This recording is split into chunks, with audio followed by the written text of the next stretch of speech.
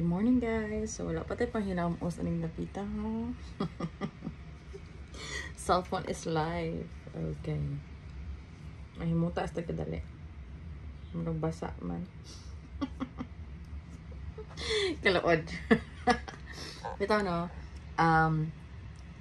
Flex lang ako sa akong hair na wala ka sulay reband. Wala ka sulay salon hot oil. Pero nag-hot oil ko gabi eh. Oh, coconut milk, chud, nga gi-hot oil, diba? Nice kayo siya. Mura ko nag-conditioner. Na ako pong anak nga gamay. Actually, ako naman gud itong anak ko nga babae gud. Kaya ka nang kuan ka siya. Nipis kay buhok. Hindi ko ganang upawan siya. So, you know, I trust in Mother Nature. So, nag-hot oil ko. And yeah, look at my hair. Wala na sudlay sukad gahapon naligo ko. Pero ang kaspa nila ba? Ay, tuhog. Dagot ko. Nag-hot oil sad ko kay kanang ako yung mga tuhog-tuhog. And I remember those days na pag nagani ko tuhog-tuhog, mga din si Lola nga. Hiso, ilang na kalubi. Lola Peng. So, Lola Openg is a natural way magina siya good. So, ano. Kung ito pala kalubi, kay hisuin na. Kaya madula lang na ah. Magkaratak-tak lang na. O, te. Tugod man gid ah. Kaya oda, wala naman gid kayo ah.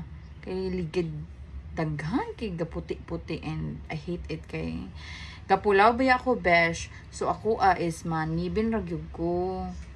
So I half bath o kaning ano ay ko hot. Dayon. Akong nawong istrapo-trapuhan ako nagmala. O di halata no. So trapo-trapuhan ako na siya. Dili mala. Kaning basak nga si Bin. So sandok nga si Bin. Thank you sa inyong sponsorship. Kay daghan na kay kog sandok nga si Bin.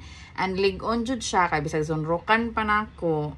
Wala ra gid siya nalata. So kay daghan na po kog gipalit nga si Bin. Sige sano. Sa AM. Sa asa pa na. Pag sunrukan gani magisi. Pero ang sandok. Sure gyud. Gahi.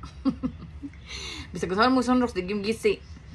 So, mo na siya. Kaya hindi ko ganahan ng mulagom.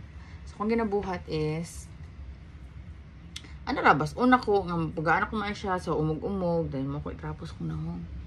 So, wala na i-apply mga besh. Kung ano na, ang i-apply ani no honey with the mega dose and the pixie dust. O, diba? Die hard ni Dr. Farah. But it's my own experiment lang kay diba nag-use ko ato sa una og kanang ulay pero tapulan ko kumutang. And mahadlo ko ba kay pataka rin ko bulad sa init. So natural ra gyud ta kay sumala pang Lola mas maaygi ng natural.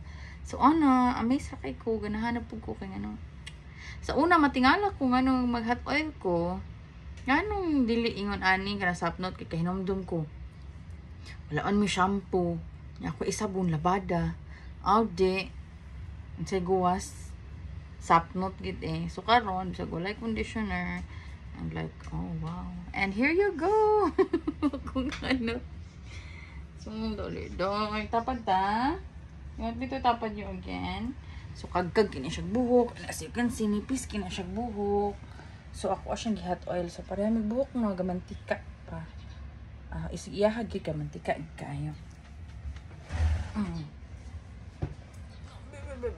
so flexing lang gid na siya so kaya nga no it's better gid nga baby pa ikuan na tagaan ng nutrients ang hair kaya parang magdako dili luoy dili ka ng kagkag frizzy hair ba ni siya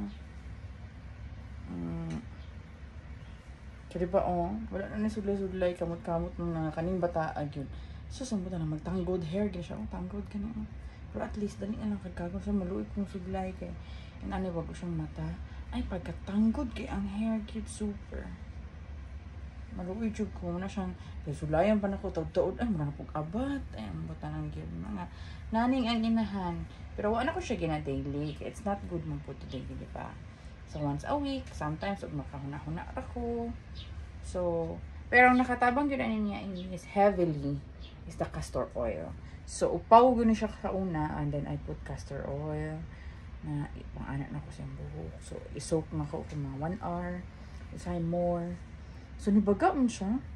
Kaupang gini siya good. And here you go now. So, and then lately, so nagkadako siya, butaan ako siya coconut oil. Kaya naamo ko yung mga, naamo ko yung lana jud. Coconut oil gyud. And then karon is nag-hot oil ko nga katong gata sa lubi nga ako arang giinit kadali. Diba?